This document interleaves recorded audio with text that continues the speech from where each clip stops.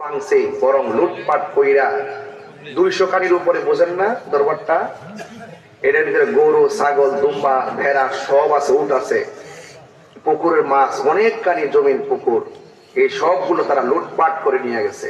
কেন? এটা সুন্নি দরবার।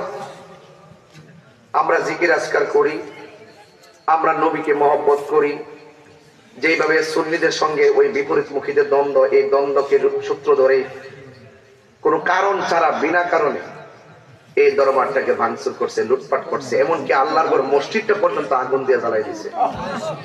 নাউজুবিল্লাহ, জোরে পড়ে। এবং গরুগুলো টাইনা টাইনা ঘর থেকে বের করে নিয়ে যাচ্ছে, ছাগল নিয়ে যাচ্ছে, টিনগুলো খুলে নিয়ে যাচ্ছে। এরা কোন ধরনের ইসলাম ধর্ম পালন করে আমার বুঝে আসে না। সুন্নি দরবারের সাথে আক্রোশ, কয়েকদিন আগে মাজার ভাঙছে কিনা, এখন দরবার আক্রমণ করা শুরু করছে। কেন কেন কেন শুরু করছে? শোনেন, একটু শেষ করি। কেন শুরু করছে? তাদের সাথে আমাদের আকীদা মিলে নাই, এই জন্যই তো। তো আকীদা না মিললে তুমি তোমারটা পালন করো, আমরা আমরাটা পালন করি।